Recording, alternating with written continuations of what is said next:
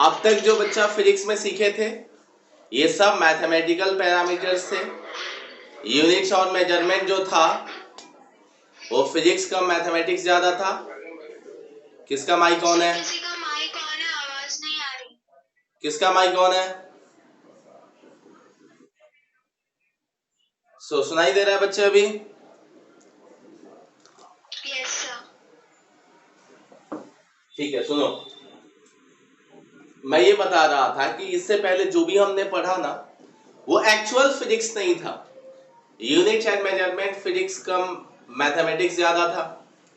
हमने mathematical tools में vectors, mathematical tools में ट्रिगोनोमेट्री पढ़ा, इंटीग्रेशन पढ़ा, डिफरेंशिएशन पढ़ा, जो भी पढ़ा। In fact vector no doubt officially physics में है 4th चैप्टर में, बट स्टिल अभी तक वो फिजिक्स के मेन पार्ट में नहीं है। वेक्टर एक्जेक्टली मैथमेटिक्स है। फिजिक्स में इसलिए सीखते हैं ना क्योंकि वेक्टर के थ्रू फिजिक्स के क्वांटिटी को डिफाइन कर पाते हैं, इसीलिए वेक्टर सीखा था। तो इन शॉर्ट अब तक फिजिक्स स्टार्ट नहीं हुआ था, फिजिक्स अब स्टार्ट होने जा रहा है। ठीक है बच्चे, बोलो। सर आपके बीच में आवाज कट गई।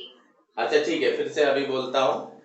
इससे पहले जो भी पढ़ा था वो एक्चुअल फिजिक्स नहीं था, फिजिक्स अब से स्टार्ट होगा और एग्जैक्टली उसका नाम दिया जाएगा मैकेनिक्स। इससे पहले जो मैंने फिजिक्स जब स्टार्ट किया था तब इंट्रोडक्शन ऑफ फिजिक्स दिया था क्या बच्चे?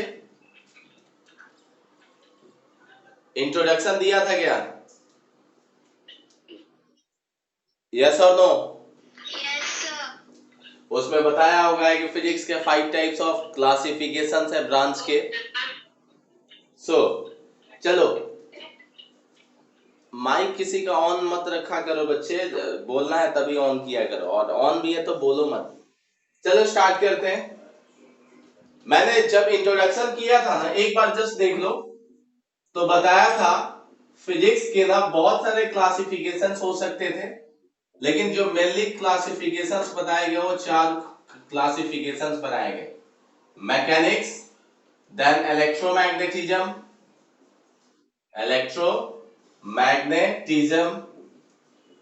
Then optics, and the last one is modern physics. सुनाई दे रहा है बच्चे सबको? मैं अटक गया? अभी भी सुनाई नहीं दे रहा है? सो देखो इधर। सर आपका वीडियो लैग हो रहा है। ऐसा? एक सेकेंड रुकना।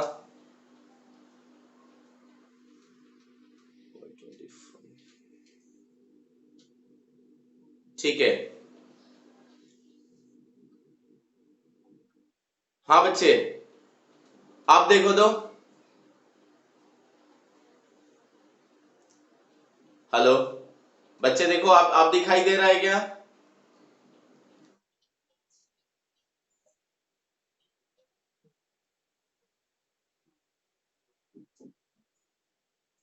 हेलो बच्चे,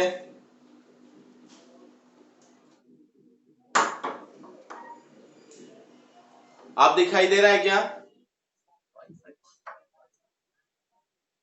फिजिक्स का हमने जो क्लासिफिकेशंस देखा था उसमें 4 क्लासिफिकेशंस मेनली देखे थे।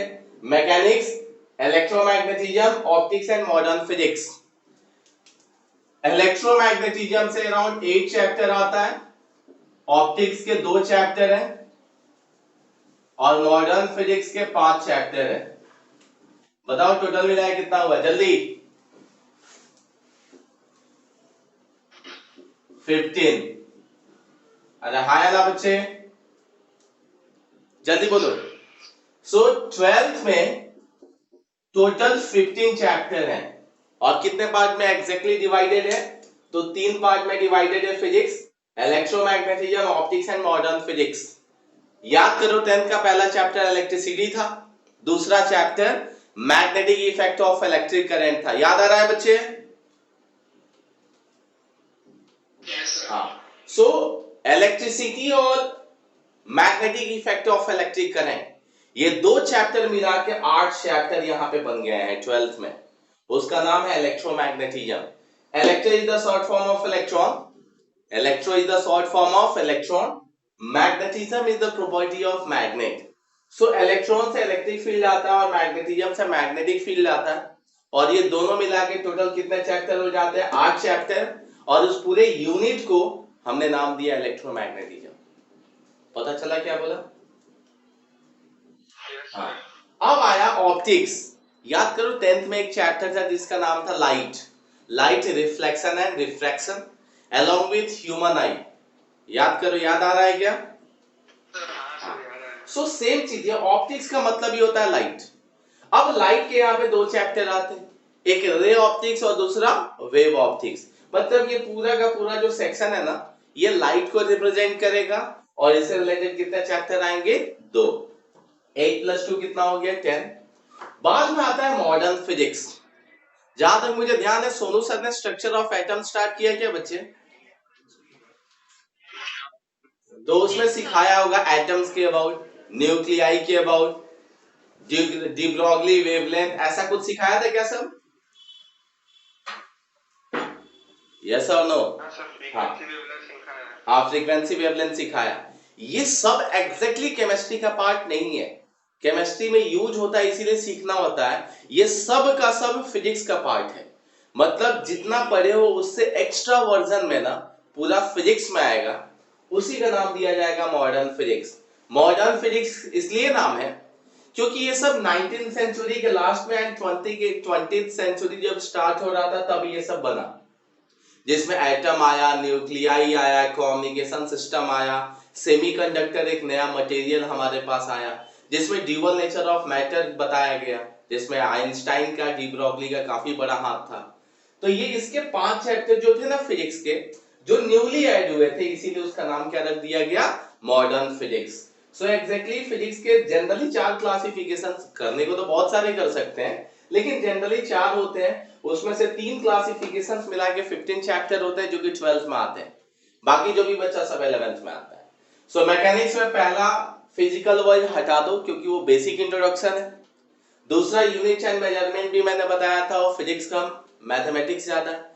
उसको छोड़े तो 3rd चैप्टर से लास्ट तक जितने भी चैप्टर्स हैं, तो टोटल 15 चैप्टर है। 15 में से अगर 2 को माइनस कर दो तो 13 चैप्टर किससे रिलेटेड है बच्चे? मैकेनिक्स से। और ये सब किस में पढ़ने हैं? 11th में।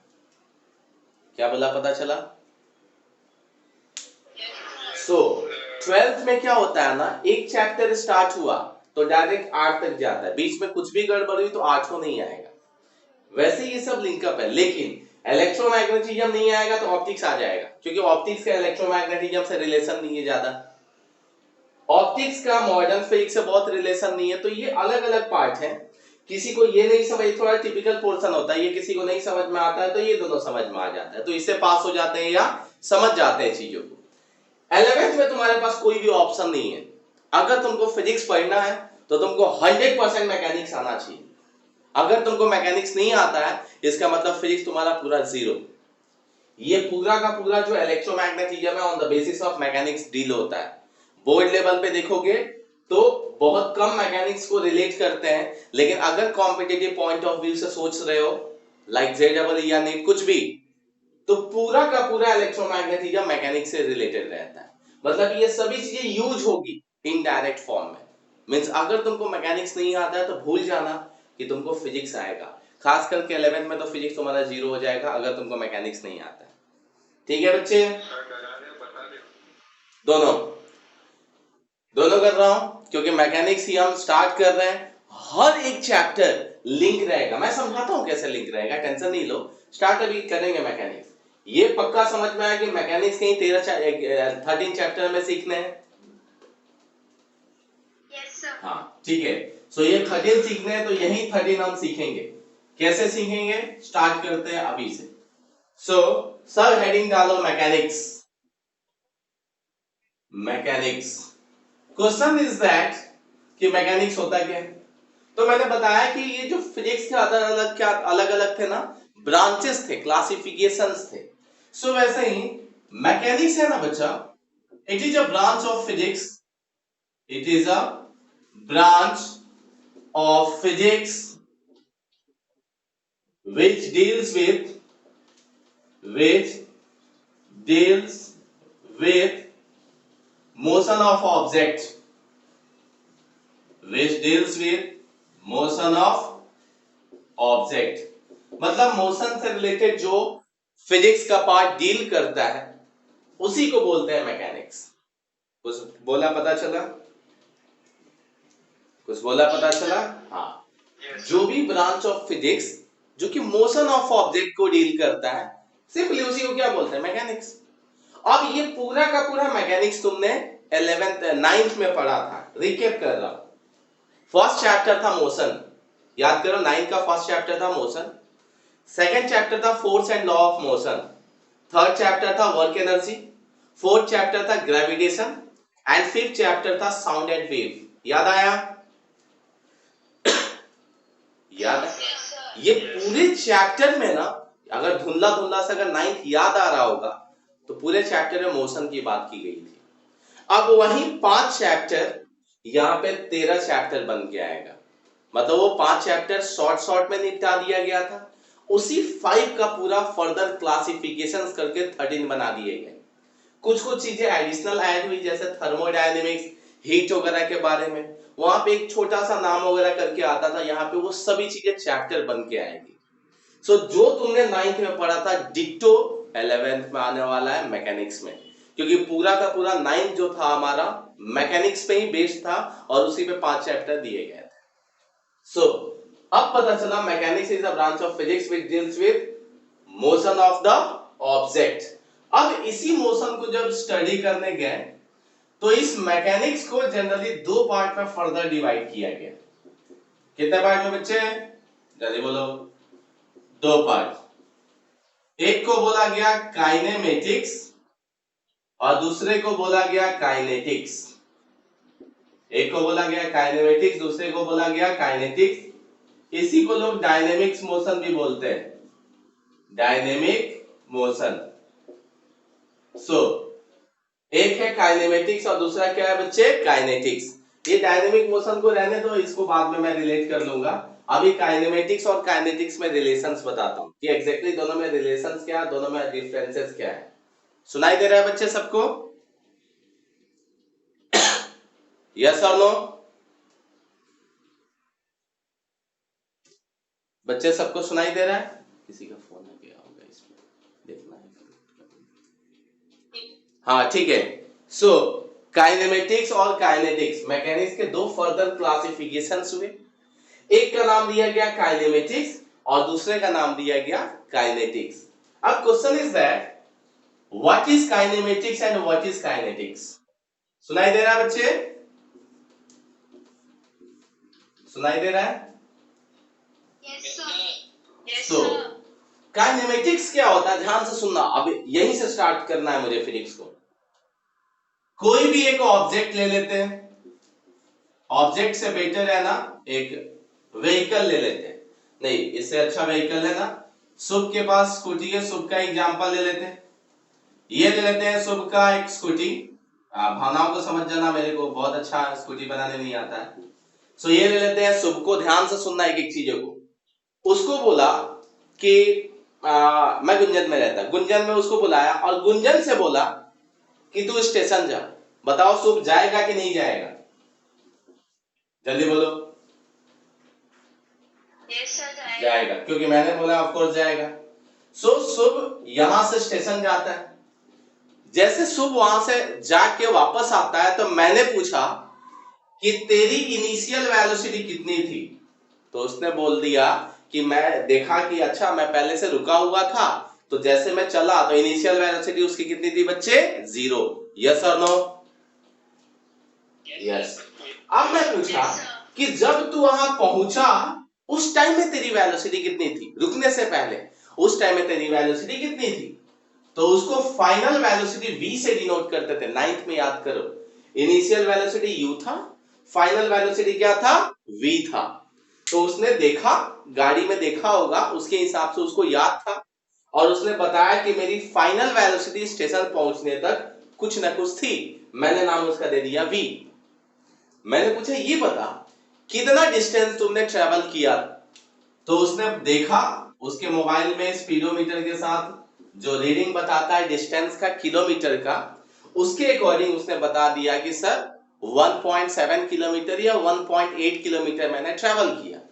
तो उसको क्या पता चल गया? डिस्टेंस पता चल गया। मैंने पूछा यहां से वहां तक जाने में टाइम कितना लगा, तो यहां से वहां तक जाने का जो भी टाइम था उसने टाइम बताया। मैंने पूछा ये बता एक्सेलरेटर लिया था क्या, तो बिना एक्सेलरेटर का तो गया नहीं होगा। उसने बोला बिल्कुल लिया था। तो मैंने पूछा एक्सेलरेशन कितना था, तो उसने एक्सेलरेशन भी कैलकुलेशंस वगैरह करके बताया। क्योंकि याद करो तीन equation v equal to u plus a t, s equal to ut plus half a t square and v square equal to u square upon 2a, v square equal to u square plus 2as। ऐसा कुछ equation याद था ninth में? हाँ sir. तो उसके help से Yes, sir. इसने Yes, sir. u देख के बताया, v भी बताया देख के, s भी देख के एक्सेलरेशन वगैरह निकाल सकता था। तो क्या ये पांचों क्वांटिटी, पांच क्वांटिटी कौन से हो गए? s, u, v, a, t। क्या ये पांचों क्वांटिटी ये बता पाएगा कि नहीं बता पाएगा? हाँ सर बराबर। बता पाएगा। इसका मतलब बता पाएगा। मोशन में यही पांचों यूज होते हैं। याद करो, कोई भी फॉर्मूला लिखो, v equal to u plus a t लिखो, v equal to u plus a t, या s equal to u t plus half a t square, या v square equal to u square upon sorry plus 2as। किसी में भी देखो सिर्फ पांच क्वांटिटी है। कौन कौन से? s, v, u, v, a, t, सिर्फ पांच क्वांटिटी है। दिख रहा है बच्चे? Yes, sir. इसका मतलब ये पांचों क्वांटिटी जो है वो किसी भी मोशन को, किसी भी पार्टिकल के मोशन को, किसी भी ऑब्जेक्ट के मोशन को डिस्क्राइब कर पा रहे हैं। कर पा रहे हैं कि नहीं कर पा रहे हैं बच्चे?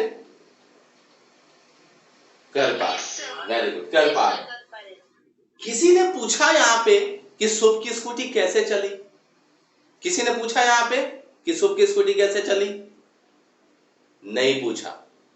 यहां पे ध्यान से सुनना, किसी ने नहीं पूछा कि शुभ की स्कूटी कैसे चली। और मैंने पूछा डायरेक्ट आके कि शुभ ये बता कि इनिशियल वेलोसिटी ठीक है 0 थी, ये बता तेरी स्कूटी आगे कैसे बढ़ी?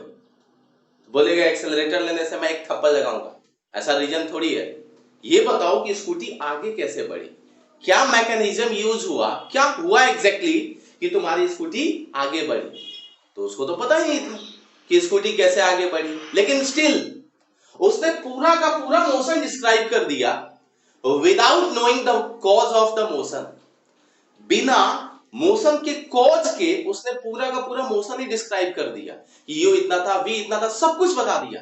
लेकिन उसको ये नहीं पता था कि मोशन हुआ कैसे, मतलब मोशन का कॉज उसको पता नहीं था। यस और नो बच्चे? Yes sir. तो मैकेनिक्स का वैसा सेक्शन जिसमें सिर्फ और सिर्फ मोशन को डील किया जाता है without knowing their cause is called kinematics, is called kinematics. The branch of mechanics, the branch of mechanics which deals with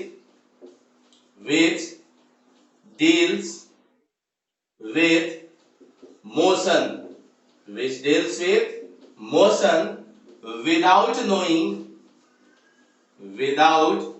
knowing their cause, without knowing their cause is called kinematics. समझ में आया कि नहीं आया? जल्दी। Yes, sir. सो एक ऐसा physics mechanics का सेक्शन जिसमें हमने सिर्फ मोशन को डील किया, हमें कोई लेना देना नहीं है कि वो मोशन हुआ कैसे, हमें कोई पूछेगा भी नहीं और तुमको बताना भी नहीं है। मींस फिजिक्स का, मैकेनिक्स का ऐसा सेक्शन जिसमें सिर्फ हम मोशन को डिस्क्राइब कर रहे हैं, हमें कोई लेना देना नहीं है कि गाड़ी आगे क्यों बढ़ी, हमें बस मोशन पता है। उसी सेक्शन को बोलते हैं काइनेमेटिक्स। किसी को डाउट है यहां तक? किसी को डाउट है बच्चे? No, sir. हाँ, रब करूं मैं ये वाला पार्ट, जल्दी रब करूं, लिख लिए हो? सर स्क्रीन जरूरी है, लिख नहीं पा रहा। क्या हो रहा है, फिर से बोलो। सर स्क्रीन ब्लर हो रही है। तो नेट की प्रॉब्लम हो सकती है, सबको ऐसा ब्लर हो रही है क्या बच्चे? सर सही से दिख रहा है। सही से दिख रहा है, ठीक है। सो चलो, सर ब्लर हो रहा है। अच्छा ब्लर हो रहा है। ब्लर हो रहा है तो एक बार एग्जिट होके वापस से ट्राई करना, क्योंकि जनरली हमारी नेट की स्पीड सही है तो होप सो की सही आनी चाहिए। सो ठीक है, अगर सही किसी, दिख रहा है। हाँ ठीक है, किसी को बहुत ज्यादा प्रॉब्लम है तो समझ लो। हाँ ठीक है। सो अभी इधर का मैं रब कर रहा हूं, फटाफट देखो।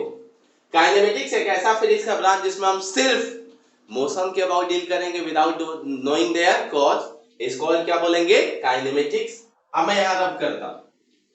सो एग्जैक्टली इसमें क्या क्या डील करते हैं, तो देखो इसमें जो हम देखते हैं ना बच्चा, इसमें सिर्फ एब्स्ट्रैक्ट नॉलेज देखते हैं।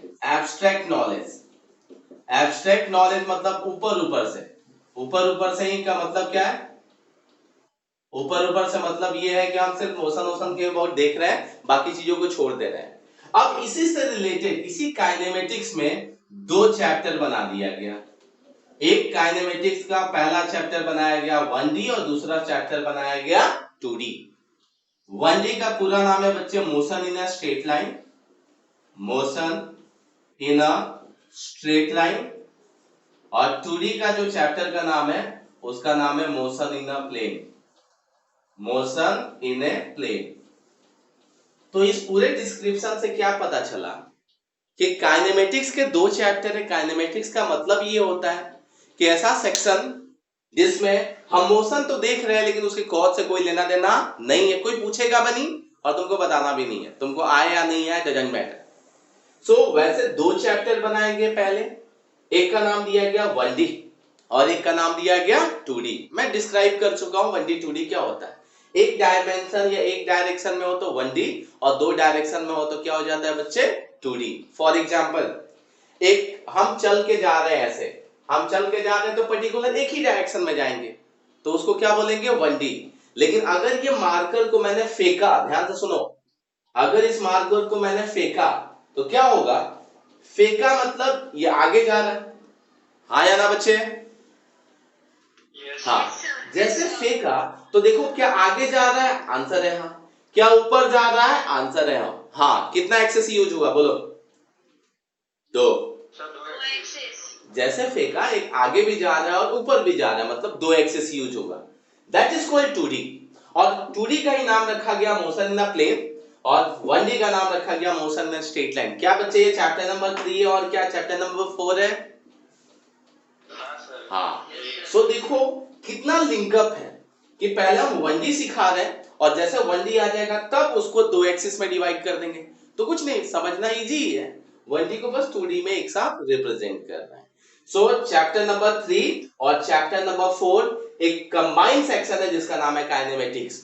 बहुत सारे बुक में मोशन इन स्ट्रेट लाइन नहीं लिखा रहता, रेफरेंस बुक्स जो होते हैं मोशन इन प्लेन भी नहीं लिखा होता है, डायरेक्ट वो लिख देते हैं काइनेमेटिक्स। जैसे काइनेमेटिक्स लिखा है इसका मतलब पता चला वहां पे एक चैप्टर नहीं, वहां पे दो चैप्टर है, एक मोशन इन स्ट्रेट लाइन और दूसरा motion in plane, and then combinely the topic is called kinematics. Any doubt?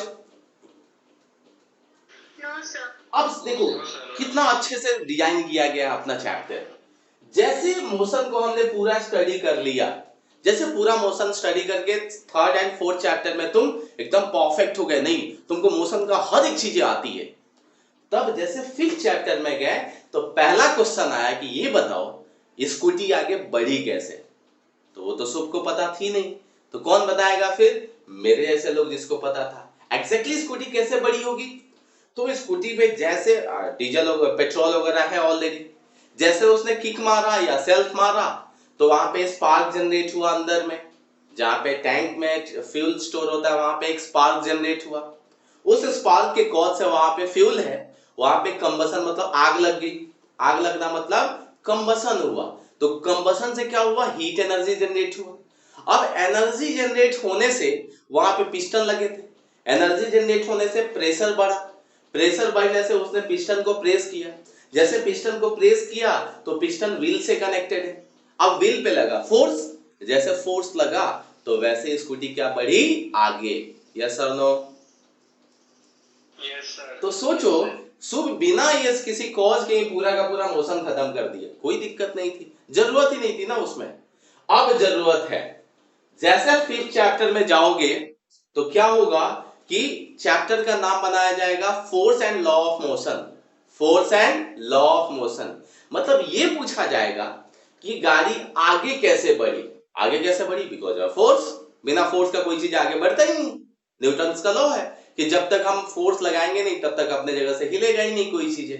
इसका मतलब वहां पे हम मोशन भी देखेंगे और उसका कॉज भी देखेंगे। मतलब यहां पे सेम डायग्राम वापस से आएगा। यही स्कूटी आएगी, यही सुबह आएगा, यहां पे फिर से वही स्कूटर रहेगा, इनिशियल वेलोसिटी भी रहेगी, फाइनल वेलोसिटी भी रहेगी, कुछ एक्सेलरेशन होगा, कुछ टाइम होगा, कुछ डिस्टेंस होगा, सब पढ़ना है। मतलब जो पढ़े वो तो पढ़ना ही है। साथ में ये था गाड़ी आगे क्यों बढ़ा। आगे क्यों बढ़ा? Because of force. तो चैप्टर नंबर 5 बन गया। चैप्टर नंबर 5 का नाम क्या रखा गया? Force and law of motion. Yes और नो बच्चे? Yes sir. अब जैसे चैप्टर नंबर 5 हो गया तब चैप्टर नंबर 6 पे बढ़े। हमने पूरा फोर्स सीख लिया। जैसे चैप्टर नंबर 6 के लिए आगे बढ़े तो पता चला अच्छा फोर्स बिना एनर्जी का लगता है क्या बच्चे? कभी भी नहीं। मैं खा के नहीं होगा, मैं पढ़ा ही नहीं सकता। मेरी बैटरी इतनी लूज हो जाएगी, मैं पढ़ा ही नहीं सकता, मैं बोल ही नहीं सकता। जबरदस्ती थोड़ा ट्राई करूंगा फिर नहीं होगा। इसका मतलब अगर काम करना है, अगर फोर्स लगाना है, इसका मतलब वहां पर 100% एनर्जी होना चाहिए। अब एनर्जी है, जैसे फोर्स लगा आगे गया तो वर्क भी, तुमने काम भी कुछ ना कुछ किया, तो एनर्जी की बात हो गई। एनर्जी के अकॉर्डिंग वर्क की बात हो गई। फिर पावर की भी बात हुई कि भाई दो ही लोग एक साथ काम कर रहे हैं, दो बाइक एक साथ काम कर रही है, एक पल्सर ले लो और दूसरा एक पैशन ले लो। दोनों सेम टाइम में एक जैसे काम नहीं करती है। कोई एक जल्दी कर लेता है, कोई आराम आराम से करता है। तो किसकी बात हुई?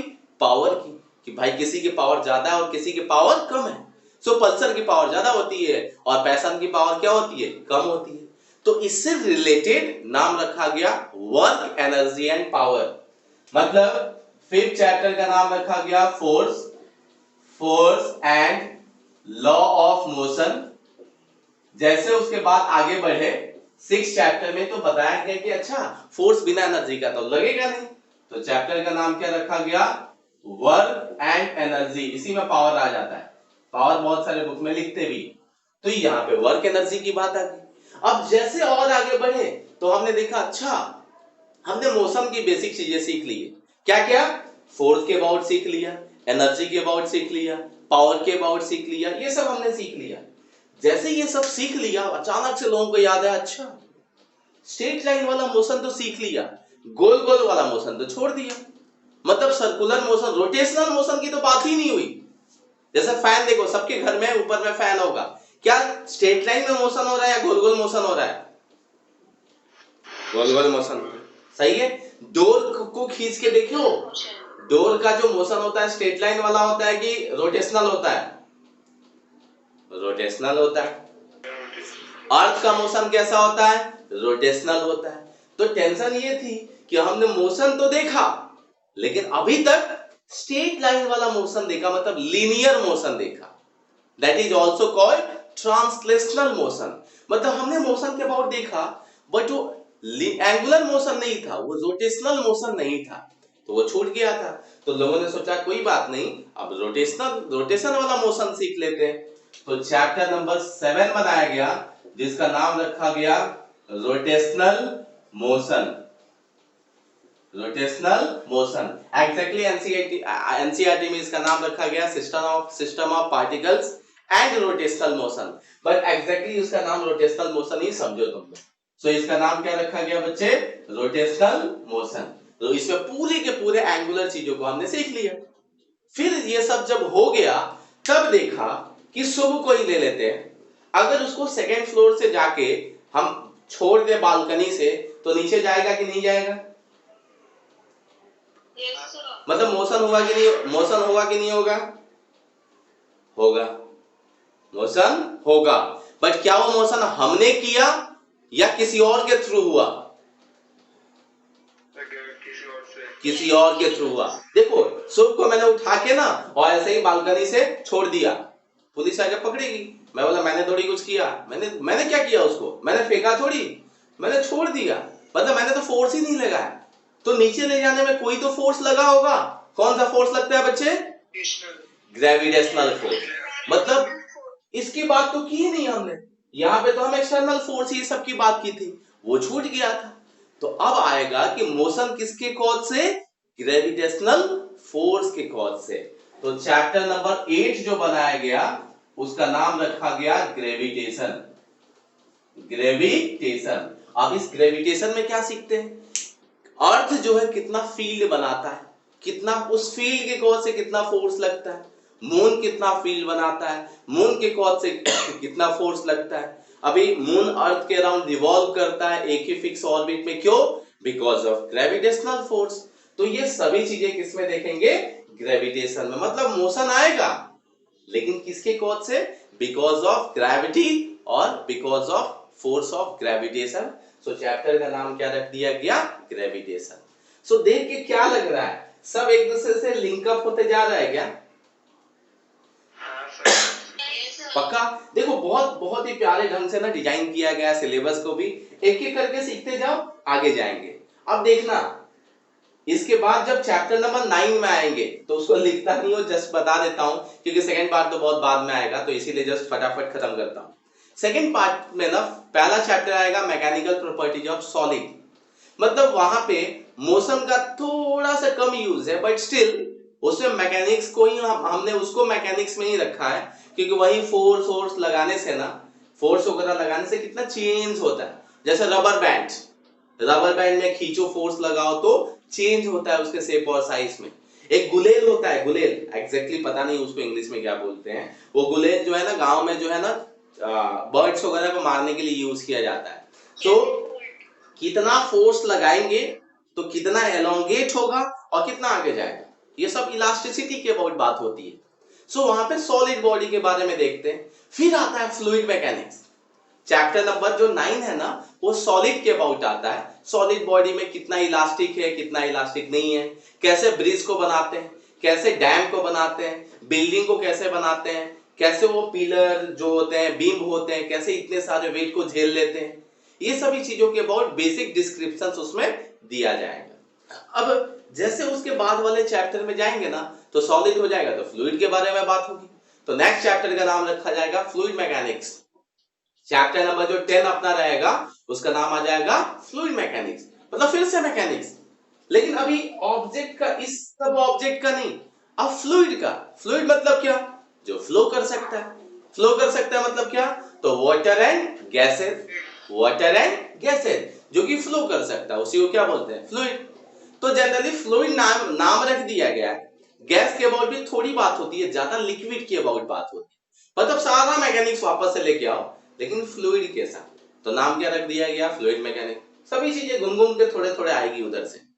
देन आएगा, अब गैस वाला पार्ट छूट गया है तो उसके स्टडी करने के लिए अभी गैस का मोशन। सोचो हमें दिखता नहीं है, गैस पार्टिकल्स इतने इतने छोटे छोटे होते हैं, हमें दिखता नहीं है, बट स्टिल माइक्रोस्कोपिक लेवल पे जाके उसकी स्टडी करेंगे कि मोशन, गैस का मोशन जब होता है उसके पास काइनेटिक एनर्जी कितनी होती है, उसके पास इंटरनल एनर्जी कितनी होती है, वो प्रेशर कितना एक्सर्ट कर सकता है, वॉल्यूम कितना ऑक्यूपाई करता है। ये तो चैप्टर का नाम हो जाएगा kinetic theory of gases. Kinetic theory of gases मतलब गैस के अबाउट। समझ में आ रहा है बच्चे ये सब? हाँ। देन ये देखो 11 चैप्टर अपना हो गया। जैसे 11 चैप्टर हो गया लोग सोचे अच्छा थोड़ा सा हीट उट के अबाउट सीख लेते हैं। तो हीट के अबाउट सीखने के, अच्छा टेम्परेचर होता है, हीट एनर्जी होती है, सही है। जैसे एनर्जी मिलता है ना, पार्टिकल्स का मोशन होता है। देखो पानी को जब गर्म करते हो ना, जब पानी को गर्म करते हो मतलब नीचे से आग लगाते हो गैस सिलेंडर पे रख के, तो गैस स्टोव पे रख के, तो क्या होता है पानी के पार्टिकल्स ऊपर जाते हैं, नीचे से किधर जाते हैं? गर्म होते जाते हैं, ऊपर जाते हैं, मतलब फिर से मोशन। क्यों? Because of heat, because of heat energy. तो वैसे सेक्शंस को थर्मोडायनेमिक्स में रखा गया है। थर्मल मतलब होता है हीट। सो हीट एनर्जी से रिलेटेड फिर से मोशन आएगा वहां पे। तो उसको दो चैप्टर में डिवाइड किया गया है। एक का नाम रखा गया थर्मल प्रॉपर्टीज ऑफ मैटर और दूसरा थर्मोडायनेमिक्स। तो इसके दो चैप्टर बनाया गया। तो 11 + 2 कितना हो गया? 13। और लास्ट के दो चैप्टर है बच्चे ऑसिलेशन एंड वेव, वही 9th वाला जो लास्ट में था, ऑसिलेशन एंड वेव। कि एक पेंडुलम है, वो ऐसे खींच के छोड़ दो तो ऐसे ऐसे मोशन करते रहेगा, स्विंग का मोशन ले लो, झूला बैठा के धक्का मार दिया, ऐसे ऐसे हो रहा है। अभी धक्का मारा तो गिरना भी नहीं चाहिए ना, तो कितना फोर्स लगाएंगे कि वो झूलते रहेगा ऐसे। तो ये सब ऑसिलेटरी मोशन मतलब ऑसिलेशन के अबाउट बात की जाएगी। एंड लास्ट चैप्टर में वेव मोशन के अबाउट बात की जाएगी। जैसे साउंड, साउंड क्या है? वेव है, ये सिखाया गया था। वेव एक जगह से दूसरी जगह तक क्या होता है? ट्रेवल करके जाता है। तो क्वेश्चन है कैसे जाता है, उसके अबाउट सारी चीजें स्टडी करेंगे। किससे रिलेटेड? वेव से रिलेटेड। क्या बोला, पता चला?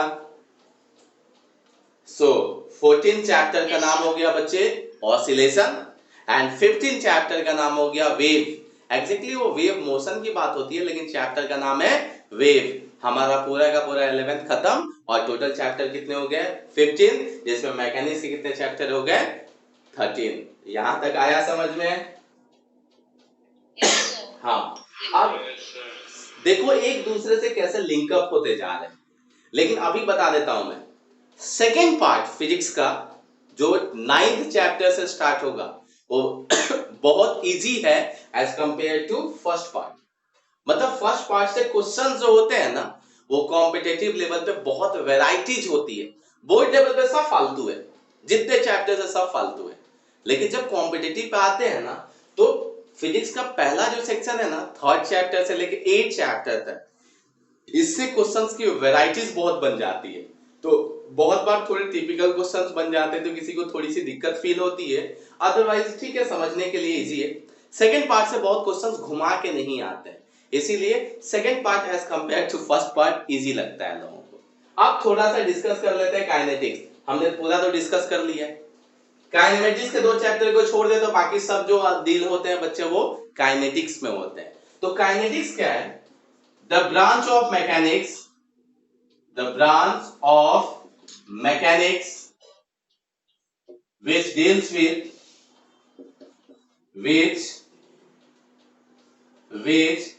deals with motion of the particle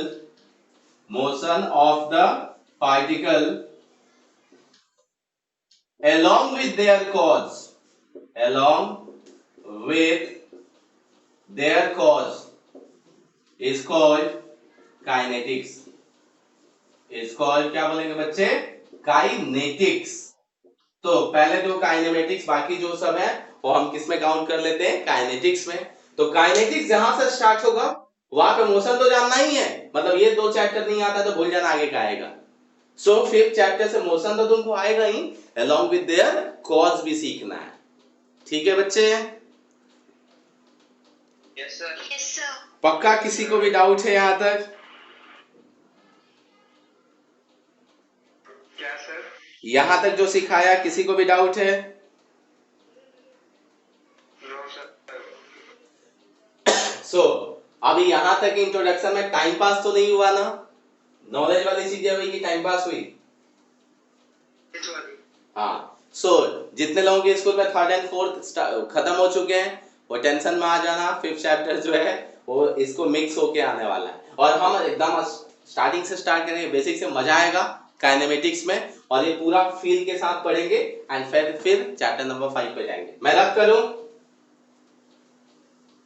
yes sir. Yes sir. पक्का? सभी लोगों ने लिख लिया है क्या? सभी लोगों ने? Yes sir. हाँ ठीक है। सो मैं रब कर रहा हूं। सो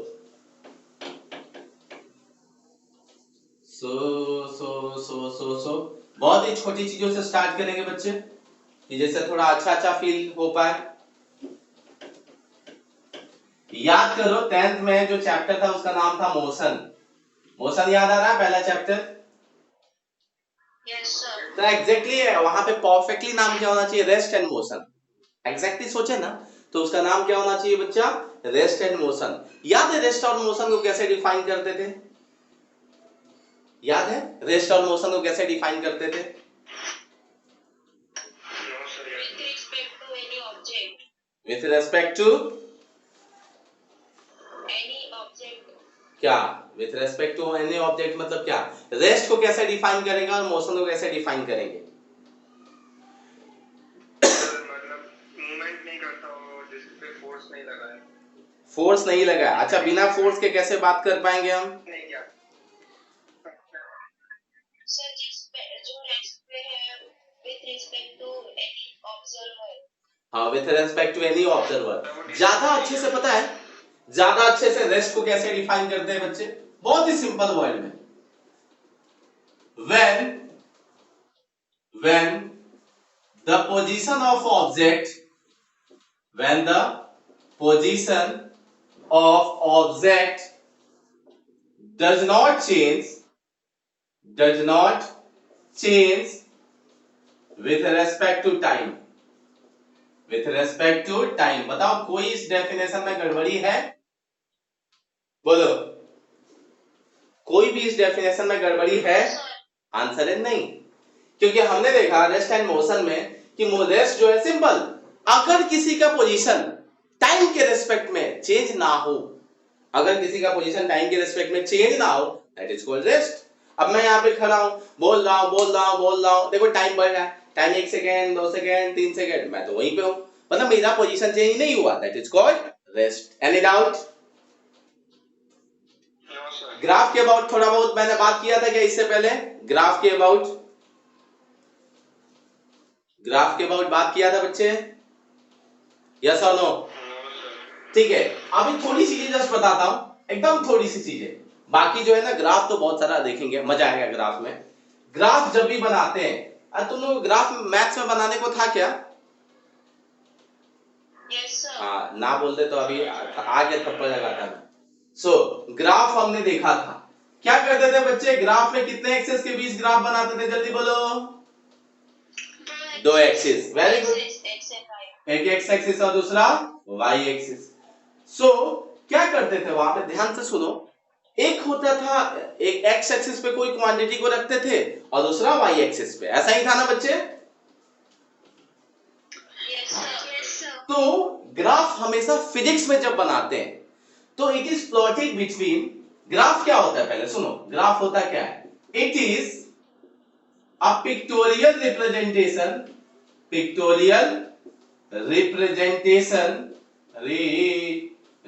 आजकल बड़ी गड़बड़ लिखता हूं मैं, representation, pictorial representation between two physical quantities, मतलब दो फिजिकल क्वांटिटीज के बीच में क्या रिप्रेजेंट करता है बच्चे? पिक्टोरियल रिप्रेजेंटेशन, मतलब पिक्चर के थ्रू रिलेशन पता चलता है कितने क्वांटिटी में? 2 क्वांटिटी में। यस और नो? अरे बोलो। Yes sir. ऐसे ही तो करते थे तुम लोग मैथ्स में, कुछ ऐसा बनाते थे, कभी ऐसा बनाते थे, कभी ऐसा कुछ बना देते थे, क्या क्या सीखते थे पता नहीं। तो होता क्या था कि x और y एक्सिस के अलोंग तुम रिलेशन देखते थे, x एक्सिस पे कोई क्वांटिटी रहता होगा, y एक्सिस पे रहता होगा, नहीं भी रहता होगा तो अभी ध्यान रखना है। ग्राफ क्या होता है? ग्राफिकल मतलब पिक्टोरियल रिप्रेजेंटेशन होता है, जो कि दो फिजिकल क्वांटिटी को रिप्रेजेंट करता है, उनके बीच का रिलेशन। एक होता है x एक्सिस पे और दूसरा होता है कौन सा? y एक्सिस पे। जनरली बच्चा जब फिजिक्स में जब ग्राफ बनाते हैं ना, तो दो क्वांटिटीज होते हैं, एक होता है डिपेंडेंट क्वांटिटी, एक होता है डिपेंडेंट क्वांटिटी और दूसरा होता है इंडिपेंडेंट क्वांटिटी। एक होता है डिपेंडेंट और दूसरा क्या होता है? Independent quantity. मतलब जनरली दो ही चीजें रहती है कि एक डिपेंडेंट और दूसरा इंडिपेंडेंट। ठीक है बच्चे, बोलो। Yes sir. So X axis पे जनरली ट्राई करना इंडिपेंडेंट क्वांटिटी को रखने की, इंडिपेंडेंट क्वांटिटी, और वाई एक्सिस पे डिपेंडेंट क्वांटिटी, डिपेंडेंट क्वांटिटी को वाई एक्सिस पे और एक्स एक्सिस पे इंडिपेंडेंट को। जैसे जैसे आगे बढ़ोगे ना, वो चेंज भी हो जाता है। कई बार लोग ग्राफ जैसे क्वेश्चन में पूछता है, उसके अकॉर्डिंग डिपेंडेंट नीचे हो सकता है और इंडिपेंडेंट ऊपर हो सकता है। बट जब तुम स्टार्टिंग से अब ग्राफ के अबाउट थोड़ा बहुत, क्योंकि मैं रेस्ट को ही ग्राफ से रिप्रेजेंट करने वाला हूं, रेस्ट को जो इसको डिफाइन किया ना, इसी को मैं ग्राफ से रिप्रेजेंट करने वाला हूं। इसके थोड़ा बहुत आइडिया मैं ग्राफ के अबाउट दिया कि ग्राफ होता क्या है? It is a pictorial representation between two physical quantity. दो कौन कौन से फिजिकल क्वांटिटी? तो तुमको पहले से पता है ना, फिजिकल क्वांटिटी एक डिपेंडेंट होता है, दूसरा क्या होता है, इंडिपेंडेंट होता है। तो एक्स एक्सिस पे इंडिपेंडेंट को प्लॉट करना और वाई एक्सिस पे किसको प्लॉट करना, डिपेंडेंट को प्लॉट करना। बाद में तो क्वेश्चंस के अकॉर्डिंग वो जैसे जैसे चैप्टर्स बढ़ते जाएंगे वो चेंज हो सकता है। इनिशियल बेसिस पे आप यही ध्यान रखोगे, एक्स एक्सिस पे इंडिपेंडेंट एंड वाई एक्सिस पे डिपेंडेंट। यस और नो बच्चे, जल्दी बोलो। Yes, sir. अब रेस्ट को बताना कौन कौन क्या डिफाइन कर रहा है। तो देखो हमने ध्यान से पढ़ा, व्हेन द पोजीशन, मतलब एक पोजीशन के बारे में बात कर रहे हैं, of object does not change with respect to time. मतलब ये रेस्ट को दो चीजों ने डिफाइन किया, एक पोजीशन है और दूसरा टाइम है। टाइम के अकॉर्डिंग पोजीशन नहीं चेंज हुआ तो रेस्ट, और टाइम के अकॉर्डिंग पोजीशन चेंज हुआ तो क्या हो गया, मोशन। इसका मतलब रेस्ट को कौन कौन से फिजिकल क्वांटिटी रिप्रेजेंट किया, जल्दी बोलो, अरे बोलो। एक पोजीशन, Time. एक पोजीशन और दूसरा टाइम। हम डिस्टेंस और डिस्प्लेसमेंट की बात नहीं करेंगे, बाद में इसी पोजीशन का नाम ना डिस्टेंस और डिस्प्लेसमेंट रख दिया जाएगा। अभी सिर्फ पोजीशन बोलते हैं कि यहाँ एक पोजीशन है, आगे गए तो दूसरा पोजीशन आ गया। सो दो चीजें आ गई, एक पोजीशन और दूसरा टाइम। बताओ एक्स एक्सिस पे किसको रखूं और वाई एक्सिस पे किसको रखूं, जल्दी बोलो। सर एक्स टाइम, एक्स पे क्या रखा, टाइम को, और वाई एक्सिस पे किसको रखा, पोजीशन को। क्वेश्चन है क्यों क्यों रखा ऐसा। तो टाइम बच्चे इंडिपेंडेंट क्वांटिटी होता है, वेरी गुड। टाइम को कोई लेना देना नहीं है, तुमको तुम्हारा पोजीशन मूव हो रहा है नहीं रहा हो रहा है उसको कोई लेना देना नहीं है, लेकिन हाँ पोजीशन के अकॉर्डिंग टाइम चेंज होगा ना या नहीं होगा, उसके अकॉर्डिंग रेस्ट क्या होगा, डिफाइन होगा। मतलब पोजीशन डिपेंड करेगा टाइम पे। मतलब देखो मैं खड़ा हूं, देखो पोजीशन बेचारा सोच रहा है, टाइम बढ़ रहा है, टाइम बढ़ रहा है, टाइम बढ़ रहा है, लेकिन मैं नहीं बढ़ रहा हूं। मतलब कौन डिपेंड किया, पोजीशन टाइम पे, ना कि टाइम पोजीशन पे। सो टाइम आएगा एक्स एक्सिस पे और पोजीशन किस पे आएगा, वाई एक्सिस पे। Any doubt? No, sir. So let position की वैल्यू कुछ ना कुछ यहाँ पे है, पोजीशन की वैल्यू लेट 10 मीटर है, 10 मीटर है। अब रेस्ट को डिफाइन करना है तो देखो टाइम बढ़ते जाएगा बढ़ते जाएगा बढ़ते जाएगा, लेकिन पोजीशन बढ़ना नहीं है, तो क्या ग्राफ स्ट्रेट लाइन आएगा, यस और नो? Yes, sir. अरे सबको समझ में आया है कैसे प्लॉट किया, सबको समझ में आया, अरे आया ना? Yes, sir. हाँ मतलब देखो टाइम चेंज हो रहा है, देखो ग्राफ को थोड़ा 10th में जो सीखे थे थोड़ा थोड़ा याद करो। सपोज ये 1 सेकेंड है, ये 2 सेकेंड है, ये 3 सेकेंड है, ये 4 सेकेंड। 1 सेकेंड पे देखा 10 मीटर है, 2 सेकेंड पे 10 मीटर है, 3 सेकेंड में भी 10 है, 4 सेकेंड में भी 10 है, सबको लेके मिला दिया तो देखा स्ट्रेट लाइन बना। इसका मतलब स्ट्रेट लाइन किसको रिप्रेजेंट कर रहा है बच्चे, कि टाइम चेंज हो रहा है बट पोजीशन चेंज नहीं हो रहा, that is called rest. Any doubt? जल्दी। No, sir. No, sir. अब मोशन, मोशन को कैसे डिफाइन करें, जल्दी बोलो। When the position of object change Position of body changes. with respect to time। बताओ दो फिजिकल क्वांटिटी कौन कौन से हुए, बोलो जल्दी जल्दी जल्दी जल्दी बोलो। एक पोजीशन, Position और एक दूसरा टाइम। तो यहाँ पे रख दिया टाइम और यहाँ पे क्या रख दिया बच्चे, पोजीशन। अगर मोशन को रिप्रेजेंट करना ऐसे बना दो, ऐसे बना दो, ऐसे बना दो, क्या ये सब मोशन को रिप्रेजेंट कर रहे हैं? आंसर है हाँ, टाइम बढ़ रहा है और पोजीशन भी चेंज हो रहा है। आया कि नहीं आया? सो हमने रेस्ट और मोशन को बहुत ही अच्छे तरीके से एनालाइज किया कि एग्जैक्टली रेस्ट क्या होता है और मोशन क्या होता है, किसके रेस्पेक्ट में, पोजीशन और टाइम के रेस्पेक्ट में। हाँ या ना बच्चे? Yes, sir. अब इसी रेस्ट और मोशन को लिख लिए क्या, ये देखो तो। Yes, sir. हाँ सर लिख दिया। अब इसी रेस्ट और मोशन को देखो दूसरे वे में समझाता हूं। On the basis of frame of reference, on the basis of frame of reference हम वापस से रेस्ट एंड मोशन के बहुत थोड़ी बातें करते हैं। मुंबई गए हो क्या सभी लोग? अरे हाँ या ना? Yes sir. Yes, sir. Yes, sir. तो बहुत बार विरार से आगे जाते हैं तो लोकल ट्रेनें हमसे मिलती है, लोकल ट्रेनें मिलती है, तो कई बार ऐसा, पता नहीं मेरे साथ तो हर बार होता है कि कई बार हमारी ट्रेन और लोकल ट्रेन अलग ट्रैक पे आती है, हम अपने ट्रैक पे जा रहे होते हैं, कई बार दोनों की स्पीड ना थोड़ी देर के लिए सेम हो जाती है। क्या फील होता है तुमको?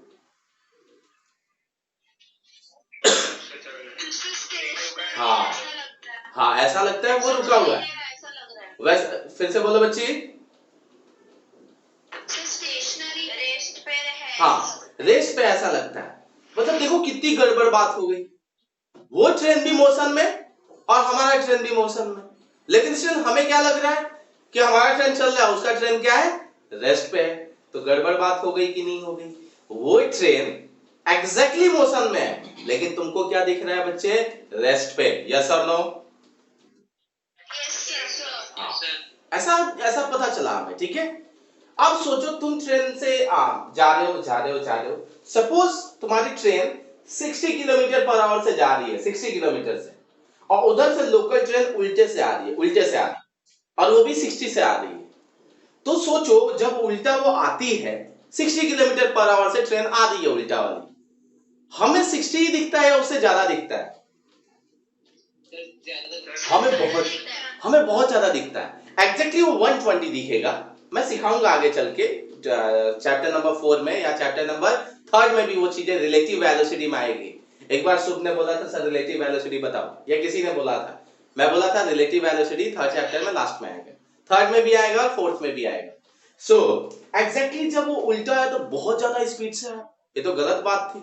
उसकी मोशन जो थी, उसकी स्पीड 60 किलोमीटर पर आवर थी और हमें 120 दिख रही है।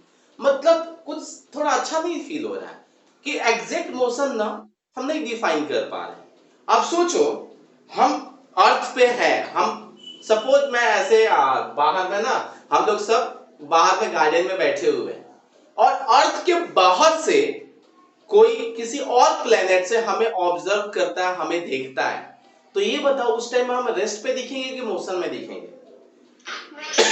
मोशन में दिख गए, फिर से गड़बड़, हम तो रेस्ट में हैं, लेकिन एग्जैक्टली किस में दिख रहे हैं, मोशन में। एक और एग्जांपल, हम ट्रेन में बैठे हैं और बाहर से कोई ट्रेन के बाहर ना बच्चे लोग देख के ना बाय बाय कर रहे हैं। अब वो बच्चे को हम रेस्ट पे दिखेंगे कि मोशन में दिखेंगे? मोशन में। और हमें वो बच्चा कैसे दिखेगा, हम ट्रेन में है तो मोशन में। गलत बात, मोशन में गलत बात। ट्रेन हमें लगता है हम तो ट्रेन पे बैठे हैं, ट्रेन बैठी है, वो बच्चा ही पीछे जा रहा है, ऐसा लगता है बच्चा ही पीछे जा रहा है। ट्रेन के बाजू से जब पेड़ वगैरह जो झाड़ी वाड़ी रहती है ना, पेड़ वगैरह जब देखते हैं ना, ऐसा लगता है पेड़ भागा, बहुत जल्दी से पीछे निकला। मतलब उस टाइम में हमें लगता है पेड़ मोशन में, हम तो बैठे हैं चुपचाप। मतलब एग्जैक्टली रेस्ट और मोशन को प्रॉपर्ली डिफाइन नहीं किया जा सकता है। इस पूरे भाषण से ये पता चला कि हम रेस्ट को कभी मोशन बोल दे रहे हैं और मोशन को कभी रेस्ट बोल दे रहे हैं। हाँ या ना बच्चे? मतलब रेस्ट को मोशन में बोल दे रहे हैं और मोशन को रेस्ट में बोल दे रहे हैं। इट मींस रेस्ट और मोशन डायरेक्टली डिफाइन होने से बेटर है कि हम बताएं कि रेस्ट और मोशन फ्रेम ऑफ रेफरेंस पे डिपेंड करता है। रेस्ट और मोशन फ्रेम ऑफ रेफरेंस पे डिपेंड करता है कि तुम कहां से देख रहे हो और कैसे देख रहे हो। वो तुम्हारे रेफरेंस पे डिपेंड कर रहा है कि तुम कैसे देख रहे हो और कहां देख रहे हो। दो ट्रेनें सेम लाइन में चल रही है, विद द सेम स्पीड। हम अगर एक ट्रेन में बैठ के दूसरे ट्रेन को देखते हैं तो जीरो दिखता है, मतलब रुका हुआ दिखता है। उसके ट्रेन में से जो मुझे देखा, मेरे ट्रेन में, उसको क्या दिखा, रुका दिखा। लेकिन जो बाहर खड़ा है एक कोई पर्सन, जो दोनों ट्रेन पे नहीं है, बाहर में खड़ा है, उसको दोनों मोशन में दिखा। उसको दोनों के दोनों क्या दिखा, मोशन में। इट मींस रेस्ट और मोशन बच्चे ये रिलेटिव वर्ड है। रेस्ट और मोशन ये रिलेटिव वर्ड है। हम नहीं बता सकते हैं कि एग्जैक्टली रेस्ट में है कि मोशन में। वो डिपेंड करता है कि हम कहां से देख रहे हैं। हम पूछेंगे कहां से देख रहे हो भाई तुम? अगर जमीन पे रह के देख रहे हो तो तुमको परफेक्ट दिखेगा। अगर ट्रेन में बैठ के वहां पे देख रहे हो तो तुमको उल्टा दिखेगा। जमीन पे खड़ा होकर देखोगे तो रेस्ट में, मोशन में दिखेगा, और ट्रेन में आके पैरेलल में देखोगे तो मोशन में दिखेगा। It means rest and motion depends on frame of reference. हाँ या ना, जल्दी बोलो। Yes, sir. हाँ, Yes, sir. सो अभी पता चला है कि rest and motion are the rest and motion are the relative term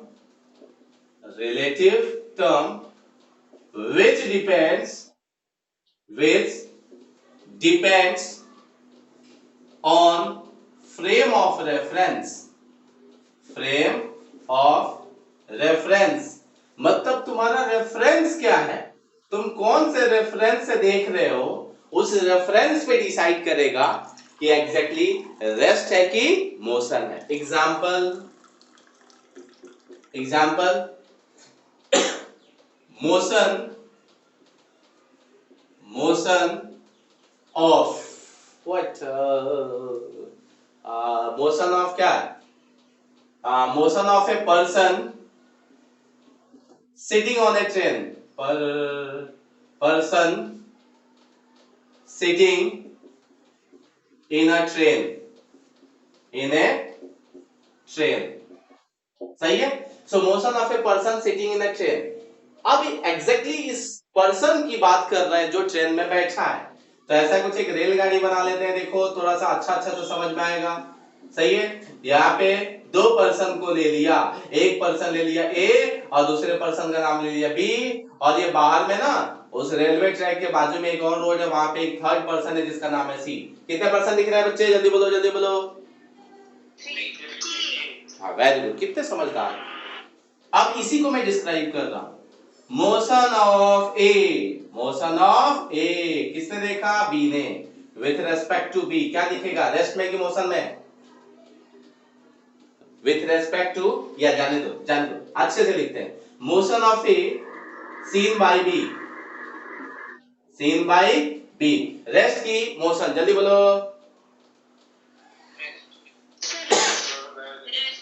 पक्का, तो कैसे दिखेगा, रेस्ट पे, very good. Motion of A as seen by C, बताओ। मोशन, वेरी गुड, पता चला कि मोशन में। अब motion of B with respect to C कैसा दिखेगा, मोशन में। मतलब गड़बड़ हो गया ना, मोशन ऑफ, अगर motion of B seen by A भी करते हैं तब भी कैसे दिखेगा, रेस्ट पे।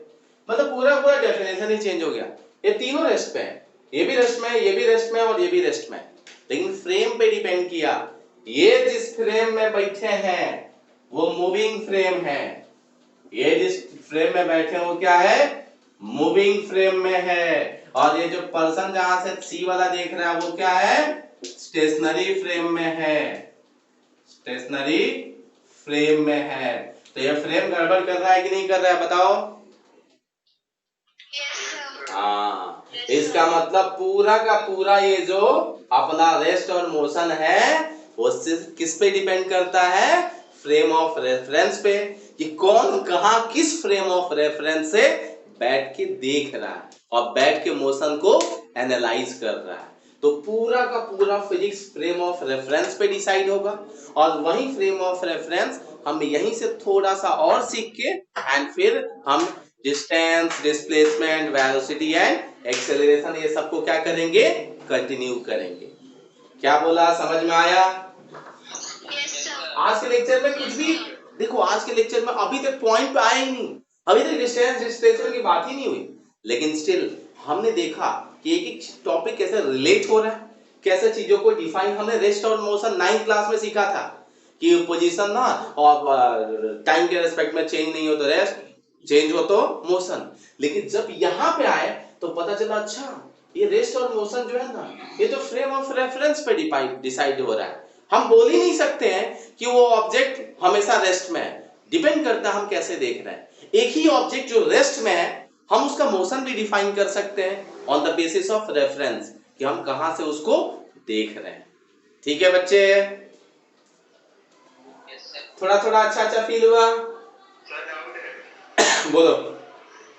सर अगर कोई बंदा ट्रेन में है तो खुद को क्या समझेगा? खुद को क्या समझेगा, खुद को सोचेगा कि हम बहुत अच्छे इंसान हैं, हमें ट्रेन में घूमने को मिल रहा है, हम बैठे हैं, हम घूम रहे हैं, पर ट्रेन में क्या समझेगा क्या? वो देख रहा है कि एग्जैक्टली जो बंदा बैठा है ना, एक्चुअल जो देखेगा वो मोशन में खुद को पाएगा। क्यों? क्योंकि ट्रेन पे किस पे चल रही है? ग्राउंड पे। तो वो जब खुद ही ऑब्जर्वर है, अगर वो खुद ही खुद को ऑब्जर्व कर रहा है तो देखेगा कि रोड जो नीचे की जमीन है, ग्राउंड है ना, वो वैसे ही है, मैं आगे जा रहा हूं, इसका मतलब वो खुद को एनालाइज करेगा कि वो मोशन में है। ठीक है? Yes sir. हाँ क्यों ट्रेन में तो रेस्ट पे रहेगा ना? हाँ, फिर से बोलो। में वो तो रेस्ट पे रहेगा ना? नहीं नहीं, ट्रेन और उसमें बैठा हुआ मैं, दोनों के दोनों मोशन में आएंगे। ठीक है बच्चे? अब देखो फिर बहुत सी ग्राउंड के रेस्पेक्ट में ट्रेन और वो आदमी, मतलब मैं बैठा हूं, तुम सब बैठे हो, ग्राउंड के रेस्पेक्ट में हम सब मोशन में, ट्रेन भी और हम भी। ट्रेन के रेस्पेक्ट में हम क्या? रेस्ट में। समझ में आया क्या बोला? ग्राउंड के रेस्पेक्ट में ट्रेन, हम सब मोशन में। ट्रेन के रेस्पेक्ट में हम रेस्ट पे आ गए। ट्रेन के रेस्पेक्ट में हम रेस्ट पे आ गए। ट्रेन ऐसा नहीं कि ट्रेन आगे बढ़ी हम पीछे जा रहे हैं, ऐसा थोड़ी होता है। ट्रेन के साथ तुम भी बैठे हो ना, इसका मतलब जब रेस्ट ट्रेन में से ही कोई देखने वाला है तब तुमको पता कैसे एनालाइज करेगा? रेस्ट में। यही है ना, ये ट्रेन में देखने के लिए एक पर्सन को बैठा दिया ना। और याद रखना, फिजिक्स में सब कुछ कैलकुलेट करने के लिए, देखने के लिए एक ऑब्जर्वर होता है। यही वो ऑब्जर्वर काम कर रहा है। ए सीन बाई बी किए ना, तो यही ऑब्जर्वर है, यही देख के बताएगा तुम क्या कर रहे हो, तुम बैठे हो, तुम मोशन में हो, रेस्ट में हो, सब कुछ विथ रेस्पेक्ट टू ऑब्जर्वर होता है। ठीक है बच्चे? Yes, sir. किसी को डाउट हो रही है क्या थोड़ा बहुत भी? अरे हाँ या ना? तो पूरा है। हाँ, सो होप कि थोड़ा थोड़ा अच्छा फील हुआ होगा। आज मैं सॉरी, मैं बहुत ज्यादा नहीं पढ़ा पाया, बहुत मुझे बुरा फील हो रहा है, लेकिन कोई बात नहीं, नेक्स्ट क्लास में और पढ़ेंगे। वेक्टर का वर्कशीट मैं सेंड कर देता हूँ, गलती से नहीं छूट गया था, वो सॉल्व करना है। चलो, thank you, bye. Bye, sir.